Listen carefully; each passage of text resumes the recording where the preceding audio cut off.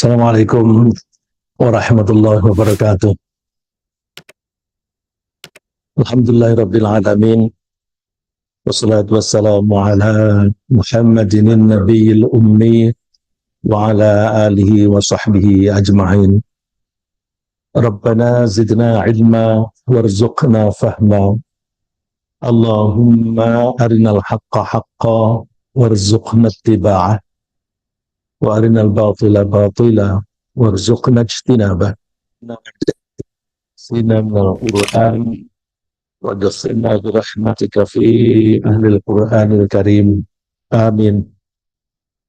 Bapak-bapak, ibu-ibu, dan saudara-saudara sekalian yang saya hormati, baik yang berada di Masjid Syuhada Rawamangun maupun yang berada di tempat masing-masing yang mengikuti kajian ini melalui Zoom. Mari kita lanjutkan pembahasan kita mengenai surat Al-Fajr. Surat di mana Allah bersumpah dengan menyebut beberapa waktu agar kita memperhatikan waktu atau umur yang diberikan oleh Allah kepada kita gunakan dengan sebaik-baiknya agar kita tidak merugi kelak di akhirat. Allah memberikan contoh orang-orang yang tidak memanfaatkan waktu selama hidup di dunia dengan baik, bahkan mereka berperilaku sombong dan merajalela, akan dihancurkan oleh Allah. Ada 3 contoh yang dimungkinkan oleh Allah di sini, yaitu kaum Ad,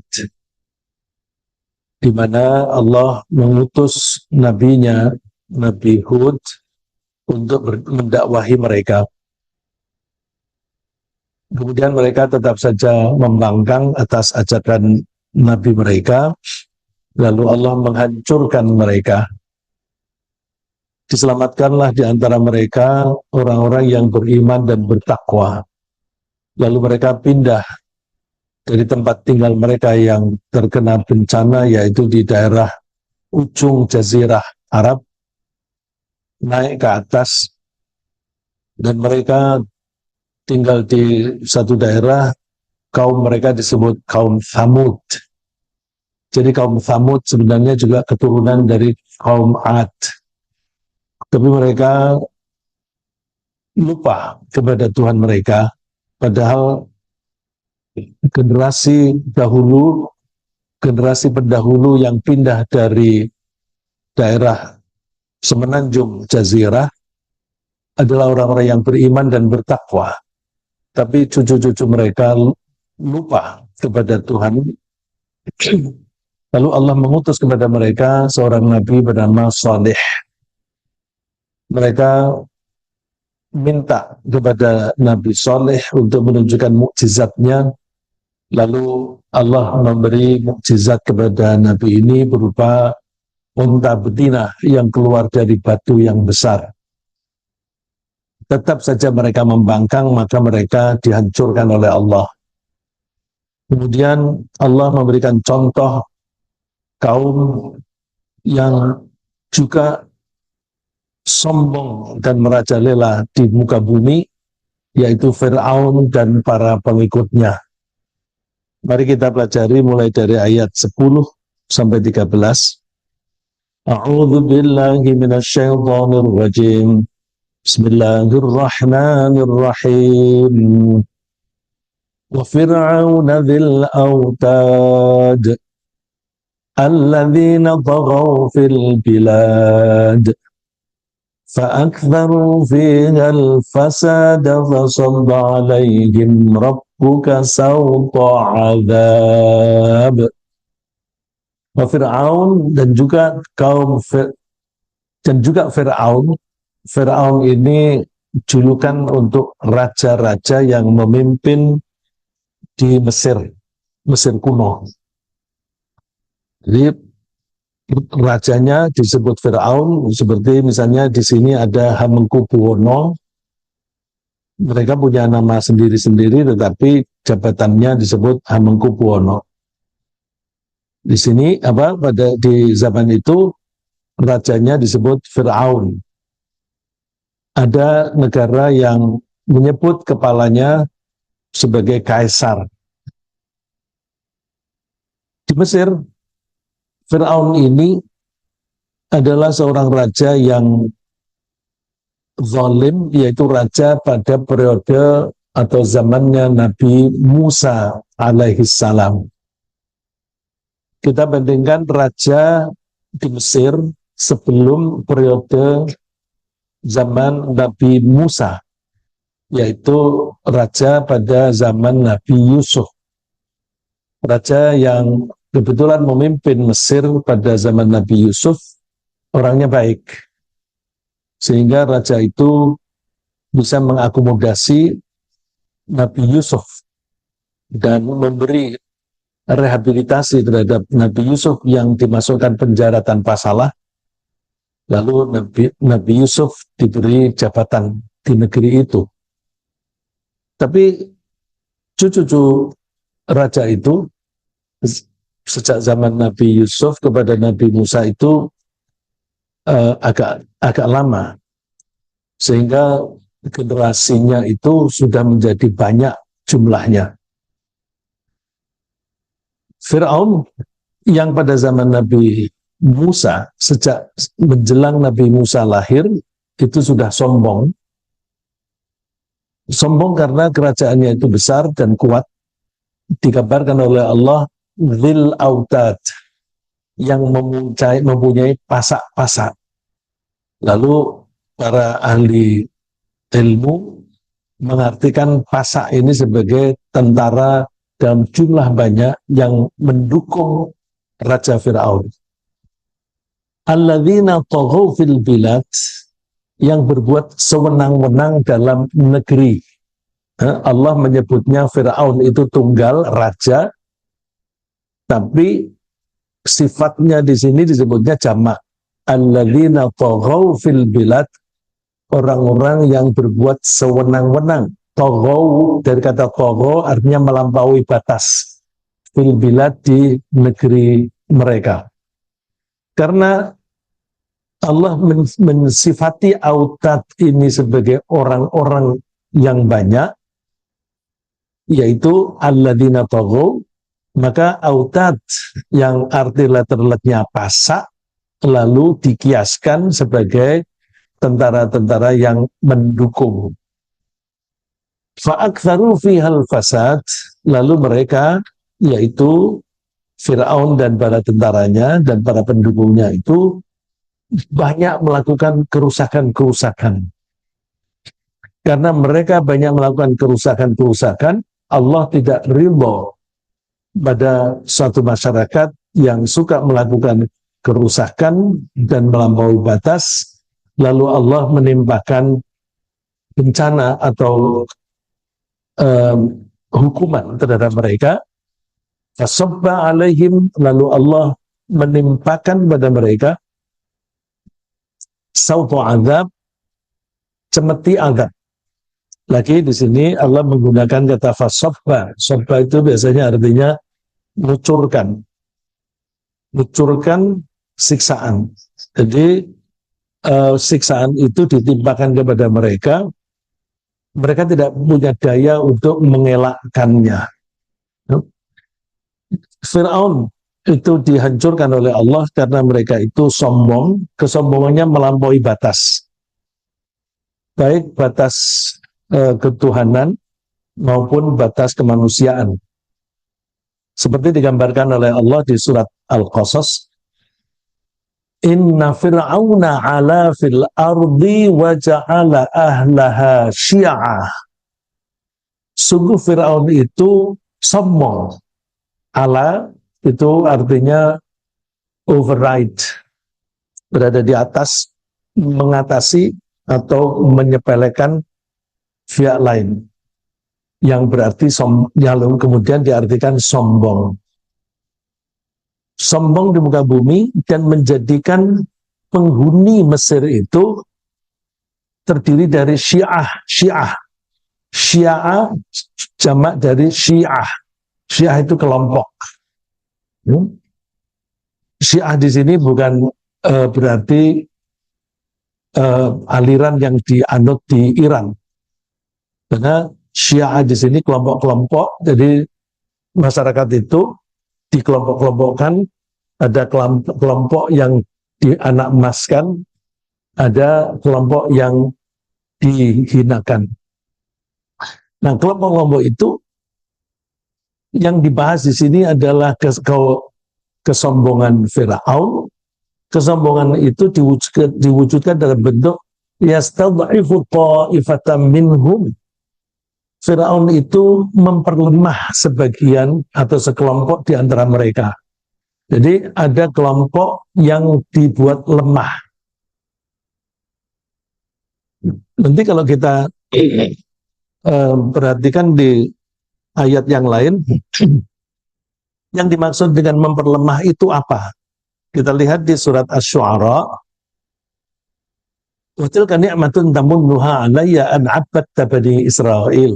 Ini Nabi Musa menyampaikan kepada Firaun bahwa memang engkau mengambil aku sebagai anak angkat, memberi kenikmatan kepadaku, tapi engkau memperbudak Bani Israel.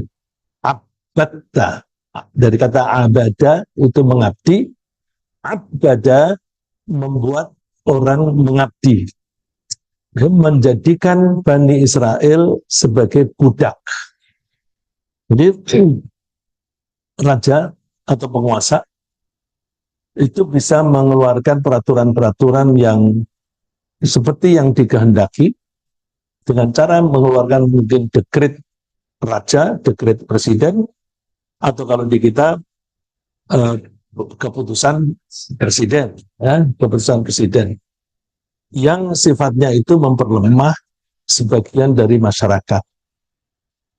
Jadi ada kelompok yang diperkuat, ada yang diperlemah. Yang diperkuat itu kelompok pribumi, Kipti. Yang diperlemah adalah kelompok pendatang. Kebetulan pendatang ini adalah Bani Israel. Kok bisa Bani Israel tinggal di situ? Bani Israel itu kan keturunan Nabi Yakub alaihissalam. Israel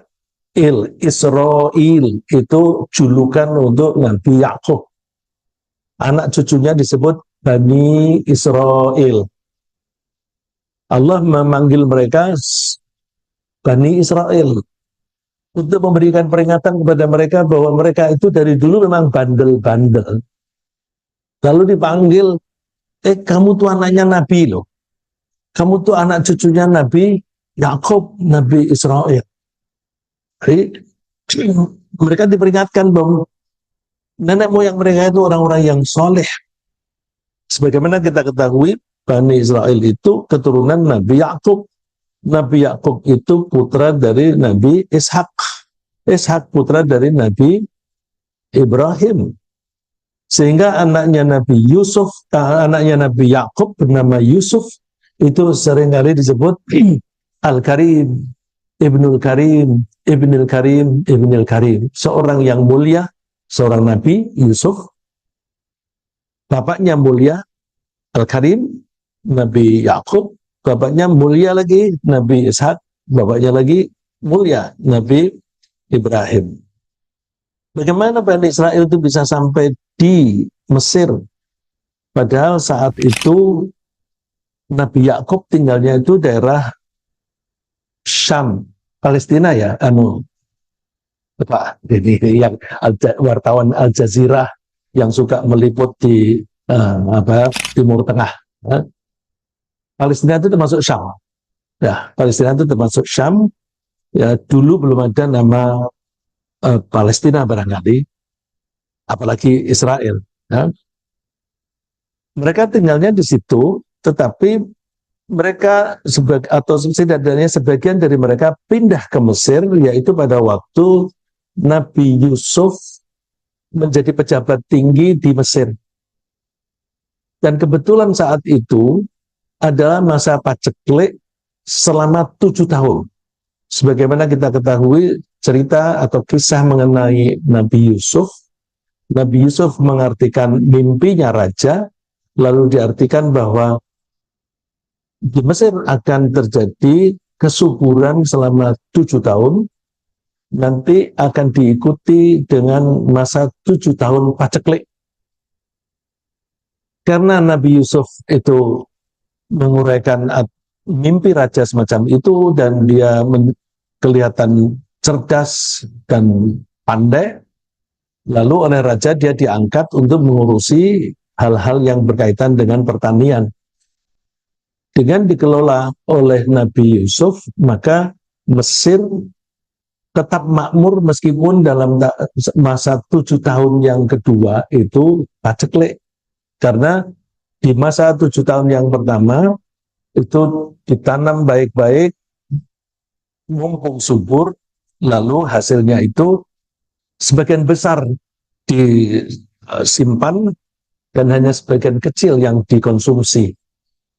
Lalu pada 7 tahun berikutnya, negara-negara atau daerah-daerah di sekitar itu mengalami paceklik yang sulit mendapatkan bahan makanan, tapi di Mesir ada persediaan yang melimpah, sehingga bukan hanya cukup untuk penduduk Mesir saja cadangan itu, bahkan bisa menjual hasil pertaniannya kepada orang-orang atau bangsa di luar Mesir. Misalnya yang kita baca di surat Yusuf, kakak-kakak Nabi Yusuf itu pergi ke Mesir untuk membeli bahan makanan. Kira-kira waktu itu gandum. Nah, membeli dari situ sampai berkali-kali datang. Nah, itu menunjukkan bahwa cadangan yang disimpan oleh Nabi Yusuf itu cukup banyak. Kemudian akhirnya Nabi Yusuf menunjukkan diri bahwa dia adalah Yusuf yang dibuang oleh kakak-kakaknya, dan Nabi Yusuf minta supaya keluarganya pada datang semuanya ke Mesir. Nah, karena di negerinya itu paceklik, di Mesir itu subur, maka mungkin sebagian dari kakak-kakaknya itu ada yang tinggal bersama dengan Nabi Yusuf di Mesir. Nah, mereka punya keturunan yang makin hari makin banyak. Keturunan itu disebut Bani Israel. Karena orang-orang Bani Israel itu memang dari dulu adalah orang-orang yang pintar, yang cerdas. Kan? Mereka keturunan Nabi Ibrahim. Nabi Ibrahim itu sangat cerdas. Bagaimana kita tidak menganggap Nabi Ibrahim itu cerdas? Beliau dilahirkan di negeri yang semua orang menyembah berhala. Tapi dia bisa menemukan Tuhan yang sebenarnya, tanpa guru. Tanpa guru bisa menemukan Tuhan yang sebenarnya, dan kepercayaan dia itulah yang kita ikuti sekarang. Nah, karena Nabi Muhammad SAW dianjurkan oleh Allah untuk mengikuti agama Nabi Ibrahim. Jadi agama kita ini adalah agamanya Nabi Ibrahim. Nah, Nabi Ibrahim yang cerdas itu mempunyai keturunan yang cerdas-cerdas. Bahkan setidak-tidaknya pada zaman Al-Quran diturunkan, Bani Israel itu memang orang yang paling pintar, orang-orang yang paling pintar. Allah menyebutnya walaqad ikhtarnahum ala ilmin 'alal 'alamin. Sungguh kami telah memilih mereka menguasai ilmu di atas orang-orang seluruh dunia. Dan kalau kita membaca buku-buku pengetahuan yang dianggap bagus, itu kebanyakan ditulis oleh orang-orang Yahudi. Ilmu ekonomi terutama itu banyak dikembangkan oleh orang-orang Yahudi. Karena orang-orang Yahudi itu karakternya itu rakus, maka kita dapatkan ilmu ekonomi yang berkembang sekarang ini ya ilmu kerakusan. Tolong kalau yang di ekonomi, kalau saya salah dikoreksi. Ya, jadi ilmu ekonomi yang dikembangkan sampai sekarang adalah ilmu bagaimana bisa mendapatkan uang sebanyak-banyaknya. Mestinya kalau yang lazim, kalau kita membeli barang, ada uang, ada barang. Uang ini nilainya sama dengan barang tersebut. Kita tidak bisa zaman yang sebenarnya pada zaman dulu, kita tidak bisa memperoleh barang dengan harga yang berbeda dengan ini. Kalau berbeda namanya utang. Nah, lalu Yahudi mengembangkan bagaimana bisa terjadi transaksi tanpa ada barang yang diserahkan. Transaksi tanpa ada barang yang diserahkan, hanya surat saja. Mereka menciptakan misalnya futures market, pasar yang katanya delivery-nya untuk masa depan. Ya, alasannya untuk menjamin ketersediaan barang, terutama bahan baku di masa yang akan datang. Misalnya kita punya pabrik kopi, kita ingin ada jaminan bahwa bahan baku yang kita pakai itu selalu ada sehingga pabrik kita jalan terus. Lalu belilah di futures market. Aku mau beli dengan delivery bulan Desember yang akan datang. Itu disebut futures market karena delivery-nya in the future. Tapi yang terjadi hampir tidak ada delivery. Nah, ini yang kita alami sekarang. Orang-orang yang tidak punya kepentingan dengan minyak tanah membeli minyak di futures market. Karena orang yang tidak punya kepentingan itu pada membeli, maka demand, permintaan terhadap minyak menjadi melebihi stok minyak yang ada. Karena stok yang ada ini, supply ini sedikit dibanding dengan demand yang tinggi, maka harganya menjadi mahal sekali. Nah, itu contoh bahwa orang-orang Bani Israel itu kecenderungannya rakus. Nah, kita tidak tahu persis apakah sejak zaman itu sudah ada kerakusan, tapi paling tidak ada kecemburuan di antara bangsa Mesir bahwa para pendatang ini kaya-kaya, maka mereka bikin hina para pendatang ini dijadikan budak. Tentu mereka menikmati itu karena mereka bisa ongkang-ongkong di rumah yang bekerja para budak dan mereka mendapatkan keuntungannya. Dan menghilangkan budak itu tidak mudah karena yang menikmati adalah orang-orang yang kaya. Sebagaimana kita ketahui di Amerika ketika mereka ingin menghapus perbudakan terjadi perang saudara. Tapi di negara-negara Islam perbudakan bisa hilang tanpa ada perang saudara. Karena ajaran Al-Quran itu menganjurkan pembebasan perbudakan, tapi secara perlahan-lahan sambil dibarengi dengan pendidikan. Pendidikan keimanan dan pendidikan kemanusiaan. Nah,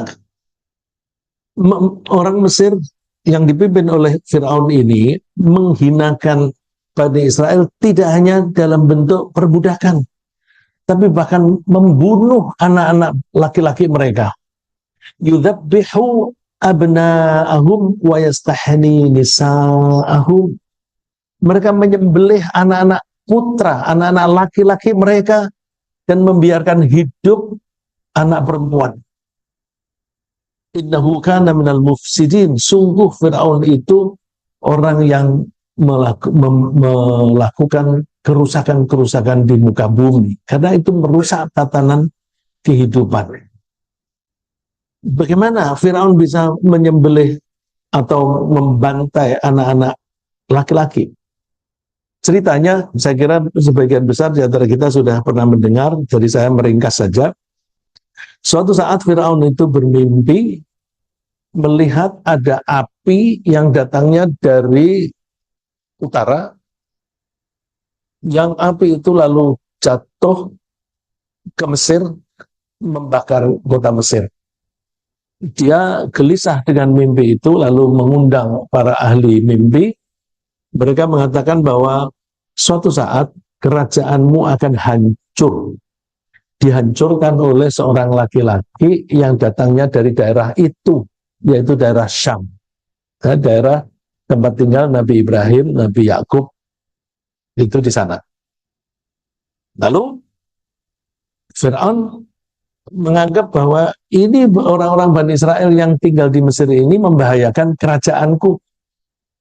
Jadi ini salah satu contoh bahwa seseorang kalau sudah berkuasa, itu tidak ingin kekuasaannya lepas. Dia ingin tetap berkuasa. Kalau ada orang yang mengganggu kekuasaannya, maka orang itu dihabisi. Nah, karena orang-orang Bani Israel itu ada di Mesir, maka caranya supaya mereka tidak punya potensi untuk menghancurkan kerajaannya, calon-calon militan, orang-orang yang militan, yaitu bayi-bayi laki-laki, semua harus dibunuh. Dan itu betul-betul ketat, karena tentaranya Fir'aun itu selalu merazia keluar masuk rumah, barangkali ada orang yang hamil atau yang melahirkan. Ternyata Allah mempunyai rencana yang lebih hebat daripada Fir'aun. Justru orang yang atau bayi yang kelak akan menghancurkan kerajaan Fir'aun itu dibuat oleh Allah berada di tangan dia sendiri. Berada di tangan dia sendiri. Mulai dari ibunya ketika hamil, ketika melahirkan, sudah diberi, kalau bahasa Qurannya, wahyu. Ya, bahasa Qurannya wahyu. Apakah kita mengatakan ilham atau apa itu terserah, tetapi kalau mengacu kepada Al-Quran, kata-katanya wahyu. Idh awhayna ila ummika ma yuha. Ketika kami memberi wahyu kepada ibumu. Saya tadi mengatakan terserah orang mengatakan wahyu di situ, tapi bahasa Arabnya itu wahyu. Karena Allah menggunakan kata wahyu itu artinya macam-macam. Dan kita seringkali menerjemahkan, oh di sini artinya ilham. Itu terpengaruh oleh definisi-definisi yang dibuat oleh para ulama. Misalnya yang namanya nabi adalah seorang laki-laki yang menerima wahyu dari Allah dan ditugasi oleh Allah untuk menyebarkan wahyu tadi. Karena ibunya Nabi Musa itu wanita, maka tidak disebut wahyu, ya. Tapi Allah menyebutnya wahyu. Dan bahkan Allah itu juga menyebut wahyu bukan hanya untuk manusia, untuk binatang pun juga pakai wahyu. Ya. Seperti misalnya Allah memberi wahyu kepada lebah tentang bagaimana cara membuat rumah mereka. Itu kalau kita lalu mengartikan insting, ya, kita melakukan insting atau naluri. Nah, itu, tapi Allah di dalam Al-Quran menyebutnya pakai wahyu.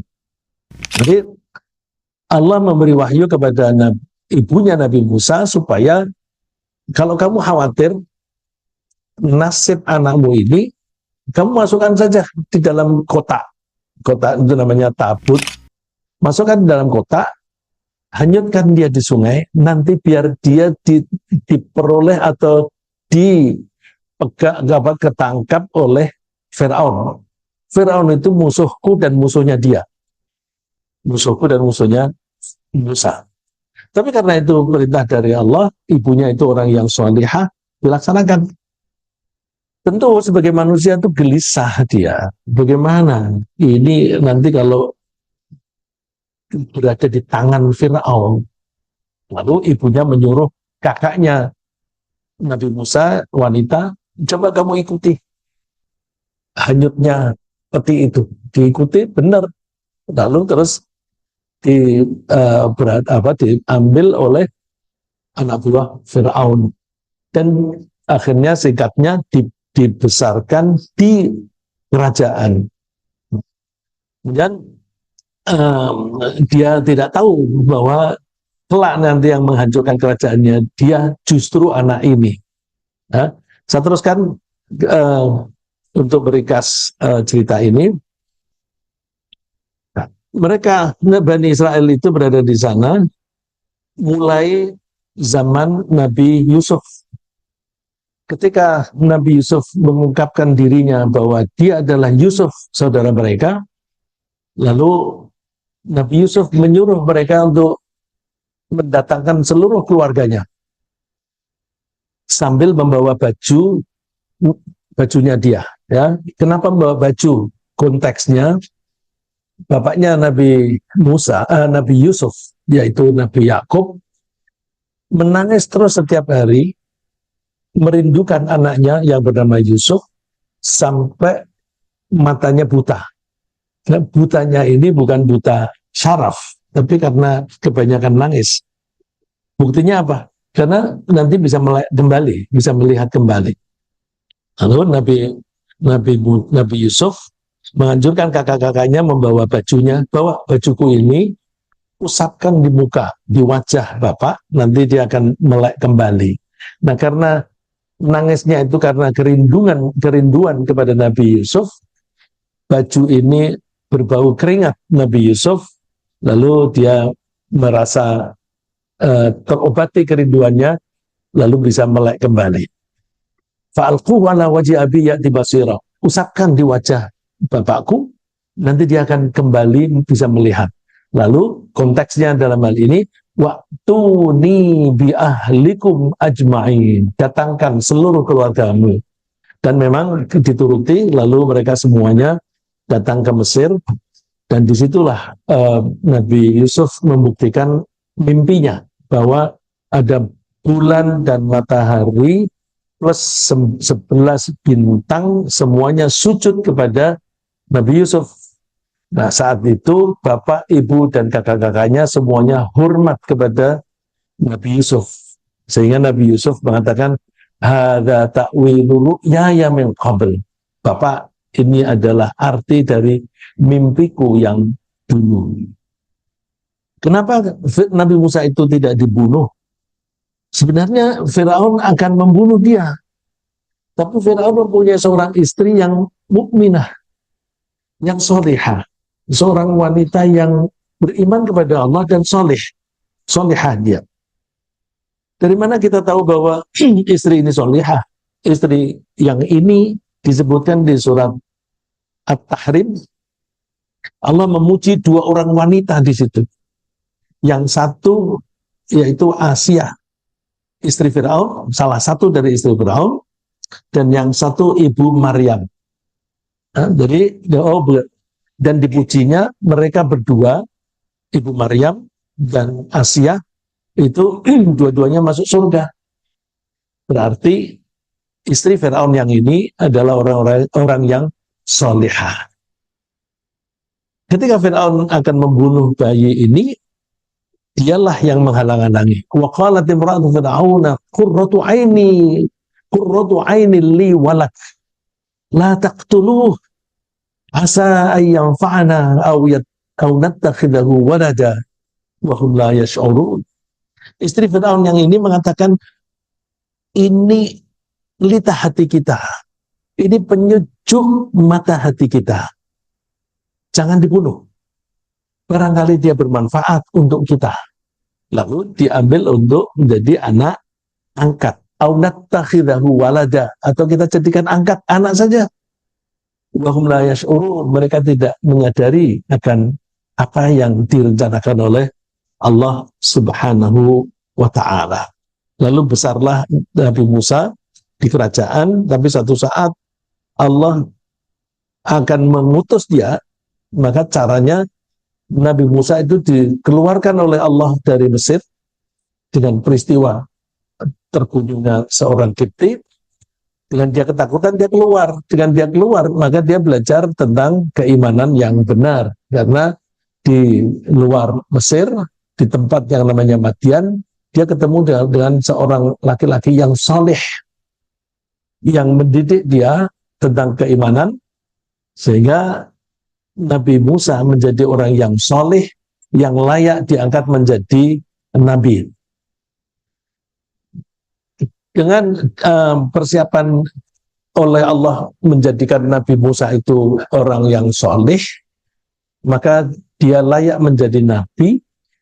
Dia diutus oleh Allah untuk kembali ke Mesir. Ya, sebagaimana kebiasaan Allah kalau mengutus seorang nabi, selalu Allah mengutus seseorang dari kalangannya sendiri yang berbicara dengan bahasa setempat, dengan budaya setempat. Nabi Musa itu dibesarkan di Mesir, bahkan di keluarga kerajaan, sehingga dia mengetahui seluk-beluk kehidupan di kerajaan dan juga mengetahui seluk-beluk di luar kerajaan.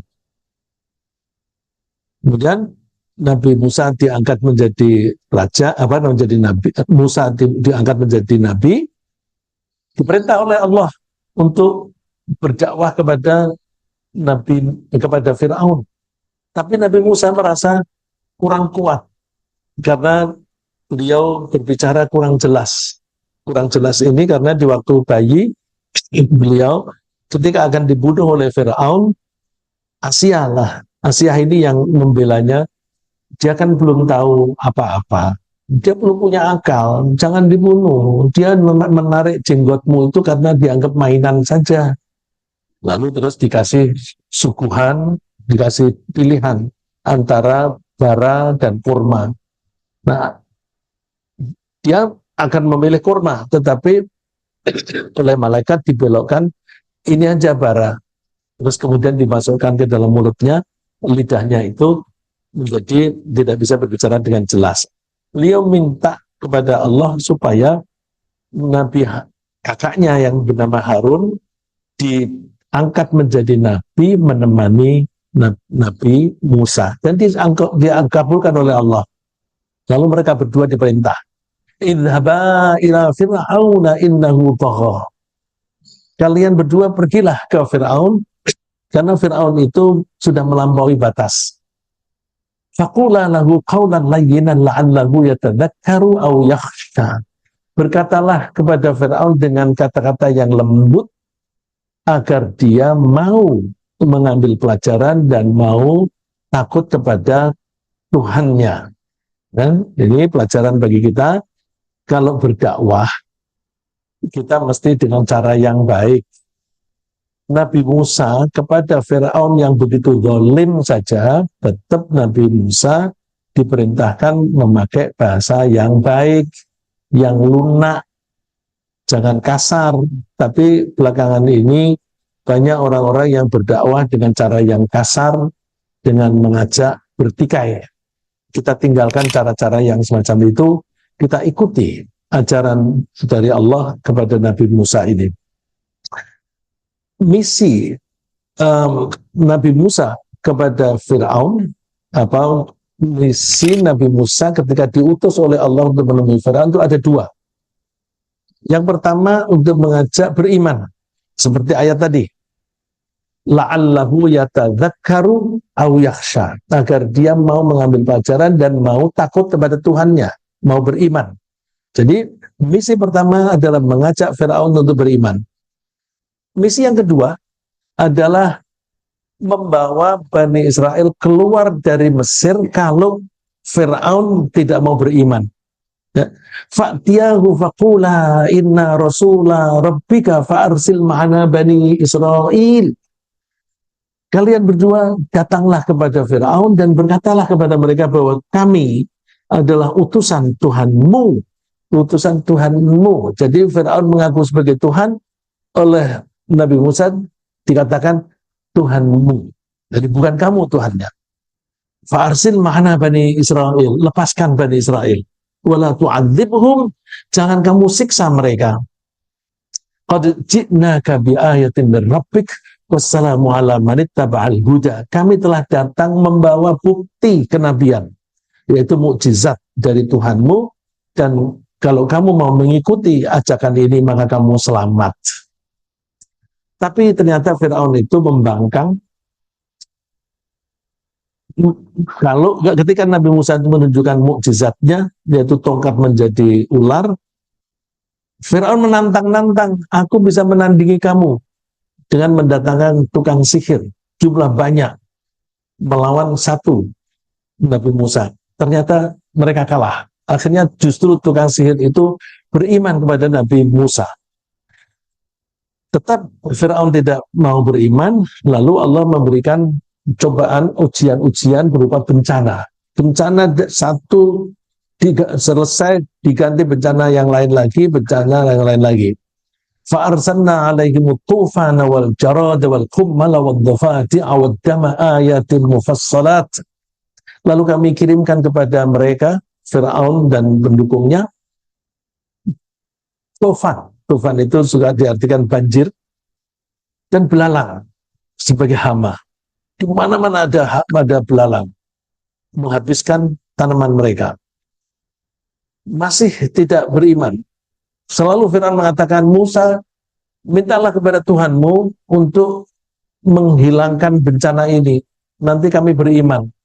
Karena dia berjanji, Nabi Musa berdoa, itu dihilangkan. Tapi ternyata Fir'aun mengingkari janji. Maka diganti. Dari banjir diganti dengan hama belalang, wal qummal. Jadi kutu. Di mana-mana ada kutu. Wadhafadi'ah. Setelah dihilangkan, ganti dengan kodok. Ya. Lalu tetap saja tidak mau beriman. Lalu Allah membuat semua cairan yang ada di situ berubah menjadi darah. Tapi fastakbaru, mereka tetap saja sombong. Wa kanu qauman mujrimin, dan mereka suka berbuat dosa. Bahkan Fir'aun mengancam akan membunuh Nabi Musa. Faqala Fir'aunu dharuni aqtul Musa wal yad'u rabbah. Fir'aun mengatakan, biarkan aku membunuh Nabi Musa. Aku bunuh dengan tanganku sendiri. Biar dia berdoa kepada Tuhannya. Aku khawatir dia akan mengganti agama kalian dan akan berbuat kerusakan. Nyutalnya hilang. Kemudian karena Fir'aun itu akan menghabisi Nabi Musa dan pengikutnya, Allah tidak rela, lalu Allah menenggelamkan Fir'aun dan pengikutnya. Fa'arada ayyastafizzahum minal ardi fa'aghraqnahu wa man ma'ahu jami'a. Fir'aun ingin mengusir, menghalau, mensirnakan Nabi Musa dan pengikutnya dari muka bumi, lalu Allah mengambil tindakan dengan membuat Fir'aun dan pengikutnya itu semuanya tenggelam di lautan. Cerita ini saya kira sudah semuanya pada tahu. Maka akibatnya Fir'aun mendapatkan siksaan baik di dunia maupun di akhirat. Di dunia tenggelam tadi, dan ketika dia mati di alam barzakh pun dia sudah disiksa. Dan nanti di akhirat akan disiksa, dimasukkan ke neraka. Dan sejak ayat ini yang akan saya baca ini turun, sejak saat itu Rasulullah SAW sering membicarakan tentang siksa kubur. Oleh karena itu para ulama seringkali menerangkan siksa kubur itu berlandasan ayat ini. Wa haqa bi ali fir'auna su'ul 'adzab. An-naru yu'raduna 'alaiha ghuduwwan wa 'ashiyya. Setelah Fir'aun meninggal dunia, mati di laut, lalu dia dikepung dengan siksaan yang dahsyat. Apa siksaannya? Ketika di alam barzakh, an-naru yu'raduna 'alaiha ghuduwwan wa 'ashiyya. Dia ditampakkan kepada dia neraka. Pagi, sore, siang, malam. Dia melihat neraka, tempat di mana dia akan dilempar kelak. Jadi siksaannya berupa horor. Ya? Berupa horor yang ditampakkan setiap hari. Kamu nanti akan di situ. Kamu akan di situ. Ketakutan setiap saat. Wa yauma taqumu as-saa'atu adkhilu ala fir'auna asyaddal 'adzab. Kelak nanti ketika hari kiamat, maka Fir'aun akan dimasukkan ke dalam neraka dengan siksaan yang dahsyat. Ya. Jadi siksa neraka, siksa kubur itu ada, ya, betul-betul ada. Ketika seseorang itu meninggal, badannya dikubur di tanah, tetapi rohnya dikumpulkan di alam barzakh. Rohnya inilah yang mendapatkan siksaan. Badannya itu tidak merasakan apa-apa, sehingga kalau kita mau mengubur jenazah kita di layur, hanya bisa di tempat yang dulu kakek-kakeknya ada di situ, dibongkar. Kita tidak merasa bersalah karena tulang-tulang itu tidak merasakan sakit lagi. Ya, anggap kita. Yang disiksa itu adalah rohnya, sebagaimana Fir'aun disiksa. Saya kira sementara demikian, mudah-mudahan apa yang saya sampaikan ini banyak hal-hal yang sudah diketahui, tetapi saya semacam merangkum sehingga bisa menjadi pelajaran bagi kita pesan yang bisa kita peroleh adalah bahwa ketika kita berkuasa, kita jangan semena-mena. Dan ketika orang itu berkuasa, dia cenderung untuk tidak mau turun, tidak mau melepaskan kekuasaan itu. Dan bahkan kecenderungannya itu membuat dinasti. Ya. Sebagaimana contohnya pada zaman dulu, ketika Rasulullah SAW wafat, diganti oleh 4 khalifah, semuanya dengan cara pemilihan, tapi setelah yang 4 ini, ada seseorang yang memberontak dan mendirikan kekuasaan di daerah Syria, dan dia membuat dinasti Bani Umayyah.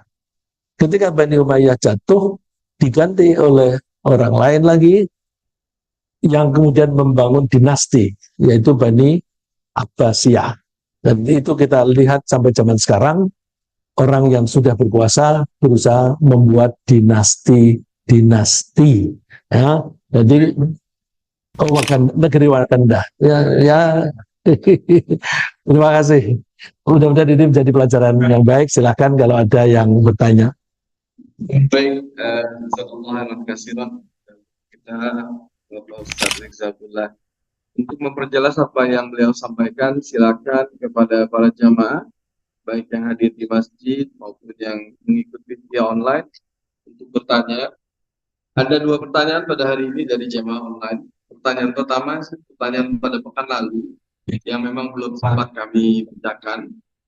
Pertanyaan dari Pak Akif Adlis Sidapi.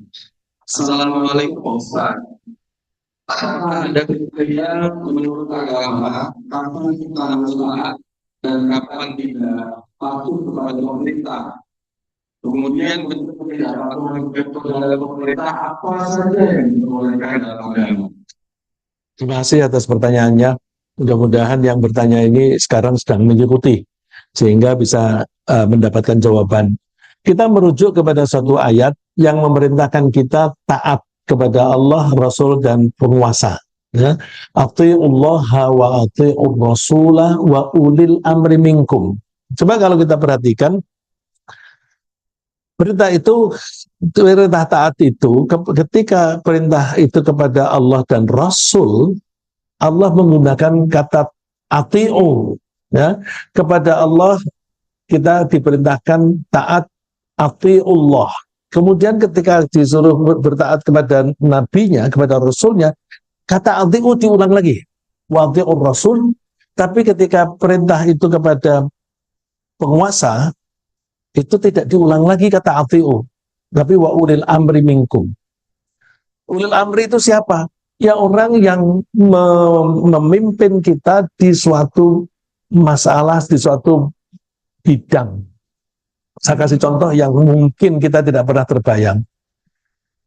Di masjid ini ada penguasa, ada ulil amri. Pak Andi dan kawan-kawan. Itu ulil amri.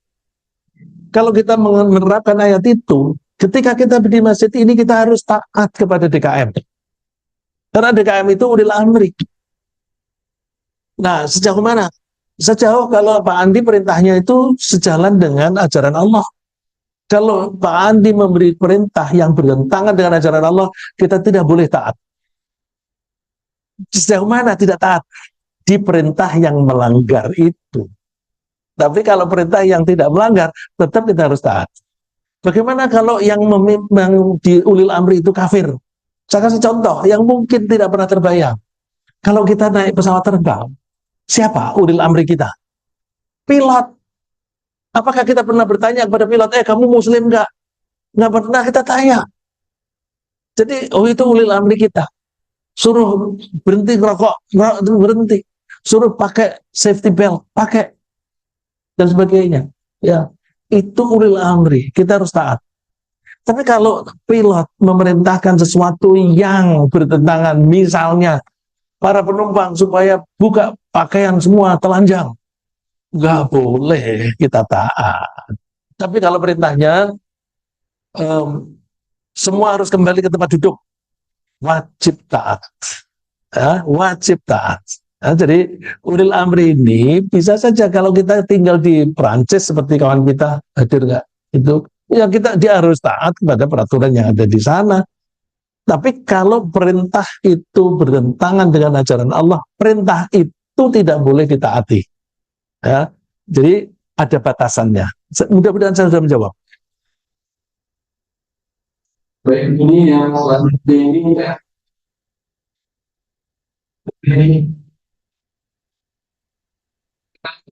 Melakukan Bani Israel. Kenapa Allah melakukan Bani Israel yang diketahui di kemudian hari sering berbuat kerusakan dan kemudian bangsa Arab menjadi tertindas atau kalah dari Bani Israel? Quran. Bisa. Ya. Jawabannya dilihat di surat Al-Qasas. Terima kasih Pak Andi. Di surat Al-Qasas itu Allah menceritakan tentang Fir'aun yang berbuat semena-mena. Terus Allah menyelamatkan Bani Israel. Alasannya apa? Alasannya ada di situ, ya, yaitu di ayat kelima. Wa nuridu an namunna 'alal ladzina stud'ifu fil ardi wa naj'alahum a'immatan wa naj'alahumul warithin. Ya, surat Qasas ayat kelima. Kami ingin memberi karunia kepada orang-orang yang diperlemah. Ini kita pegang. Di negara kita, kalau ada kelompok yang diperlemah, tidak salah di penjara, dituduh-tuduh macam-macam, itu orang yang diperlemah. Dan itu mereka yang layak mendapatkan pertolongan dari Allah. Pada zaman Fir'aun, Bani Israel itu kaum yang diperlemah. Maka Allah menolong mereka. Apakah orang Bani Israel itu waktu itu semua beriman? Enggak. Bani Israel tidak semuanya beriman. Memang mereka keturunan dari Nabi Yakub. Tapi mereka tidak semuanya beriman kepada Allah. Banyak yang kafir. Buktinya apa? Ketika mereka keluar eksodus dari Mesir menuju ke Sinai, mereka melihat ada orang-orang yang sedang menyembah berhala. Lalu mereka minta kepada Nabi Musa, Musa, bikinkanlah kita Tuhan yang lebih baik dari atau yang serupa dengan itu. Nabi Musa mengatakan, kalian ini bodoh ya. Jadi itu kan orang-orang kafir. Bahkan ketika mereka di Sinai mendapatkan hukuman, mereka tidak bisa keluar dari daerah itu selama 40 tahun. Kedatangan seorang bernama Samiri, ya, di Al-Quran disebutnya Samiri. Ada yang menyebutkan bahwa namanya juga Musa Samiri. Wallahu alam. Tapi yang pasti namanya Samiri. Samiri membuat patung sapi dari emas. Dan mereka mengakui bahwa ini Tuhannya Musa. Hadza ilahukum wa ilahu Musa. Ini Tuhan kalian dan Tuhannya Musa. Lalu mereka menyembah itu. Itu kan bukti bahwa mereka itu bukan orang yang beriman. Kenapa mereka ditolong? Karena mereka itu alladzina stud'ifu. Mereka adalah kelompok yang diperlemah. Ya, itu ada pelajaran yang serupa. Kalau ada di surat Isra itu ada larangan membunuh orang yang tidak bersalah. Nah, Allah menyebutnya misalnya di surat Al-Isra ayat 33, wala taqtulun nafsan allati harramallahu illa bil haqq wa man qutila madluman faqad ja'alna liwalihi sultanan fala yusrif fil qatl innahu kana mansura. Jangan kamu membunuh orang yang tidak bersalah, nanti Allah akan menolong keluarga yang dibunuh tadi. Jadi kalau misalnya ada mereka membawa ke pengadilan, mereka akan dimenangkan dan sebagainya. Jadi kita jangan pernah menzalimi orang lain, karena orang yang dizalimi itu layak menerima pertolongan dari Allah dan doanya terkabulkan. Ya, Rasulullah kan wanti-wanti, ittaqu da'watal mazlum. Takutlah kalian kepada doanya orang yang dizalimi. Fa innahu yuhmalu 'alal ghamam. Dikasih ibarat doa orang yang dizalimi itu diantarkan kepada Allah, dibawa oleh awan. Ini ilustrasi, ya, ilustrasi bahwa doanya orang yang dizalimi itu langsung sampai kepada Allah dan akan dituruti. Ya, mudah-mudahan saya sudah menjawab. Jadi alasannya adalah karena mereka kaum yang dizalimi. Baik, ini ada pertanyaan kembali dari Ibu Marlina Taufik. Assalamualaikum warahmatullahi mengenai ayat hijrah dengan harta dan jiwa. Bagaimana merumuskan hijrah dengan jiwa? Terima kasih. Terima kasih. Ini hijrah itu pada zaman Rasulullah SAW sebelum Fathu Makkah, sebelum Makkah itu takluk dan tunduk kepada Nabi, itu orang-orang Islam yang berada di Makkah wajib hijrah. Yang mampu itu laki-laki dan kuat. Anak-anak dan perempuan tidak diwajibkan hijrah. Dan kewajiban itu betul-betul ketat sehingga orang yang tetap ada di sana sampai mati di sana itu nanti matinya mati su'ul khotimah. Ya, itu bisa dibaca di Al-Quran. Ketika ditanya, "Fima kuntum?" Kamu di mana? Kami di Mekah. Kami lemah di sana. Terus Allah menjawab, "Alam takun ardullahi wasi'atan fatuhajiru fiha?" Bukankah tanah Allah itu luas? Kamu bisa hijrah? Nah, hijrah ini jadi hijrah dalam keadaan seperti itu, kita wajib hijrah dari Mekah ke Madinah. Tapi setelah Mekah itu tunduk, tidak ada wajib lagi hijrah secara fisik. Hijrah yang apakah perintah hijrah sampai sekarang masih ada? Masih. Tetapi pengertiannya hijrah dengan jiwa, seperti yang istilah Ibu Marlina ini apa? Ibu Marlina. Jadi hijrahnya dengan jiwa. Gimana hijrah itu? Meninggalkan kebiasaan buruk menuju kepada kebiasaan baik. Jadi kalau dulu banyak maksiat, sekarang tinggalkan maksiat itu. Kalau dulu ikut-ikutan korupsi, sekarang tidak ada lagi. Jadi itu namanya hijrah. Jadi bagaimana dengan orang Palestina? Palestina itu dulu ada seorang yang disebut ulama, namanya Albani. Albani yang terkenal itu. Pernah ditanya oleh wartawan, tolong minta konfirmasi dari Pak Suhaib. Dia ditanya, bagaimana sebaiknya orang Palestina? Dia memberi fatwa, orang-orang Palestina sebaiknya keluar dari Palestina. Karena ini daerah perang, Darul Harb, harus keluar. Kiasnya nggak cocok itu. Dia dimaki-maki oleh banyak orang. Karena apa? Kenapa dia seorang ulama menganjurkan orang Palestina pergi? Kalau dia pergi kan sama dengan menyerahkan, udah ini kamu ambil tanahku, kamu Israel. Dia menyerobot, malah dikasih, ya seneng. Makanya dia banyak dimaki-maki orang. Ya.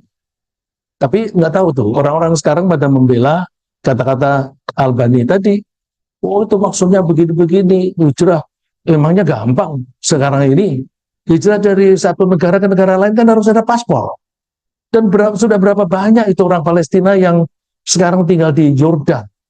Jutaan itu. Yang di Syria, jutaan. Kalau ini semuanya keluar lagi, beban ekonominya juga berat. Ya, dia salah membuat kias. Itu kan Palestina itu kan seperti daerah Mekah. Apa bukan seperti daerah Mekah. Mereka itu berada di situ, kemudian mereka diserbu seperti di Madinah. Jadi si Albani mengumpamakan itu seperti di Mekah, maka harus pindah keluar dari Mekah. Bukan. Orang Palestina itu seperti orang Islam di Madinah yang diserbu oleh orang Mekah. Jadi Palestina diserbu oleh Israel. Masa orang Madinah suruh keluar dari Madinah? Mereka disuruh membayar sepertiga dari panennya saja. Misalnya Rasulullah itu ngetes para sahabat. Bagaimana kalau mereka waktu itu menjelang perang Khandaq, bagaimana kalau mereka kita tawari sepertiga dari panen kita berikan kepada mereka? Mereka bilang, enggak Rasulullah, demi Tuhan kami tidak akan memberi mereka.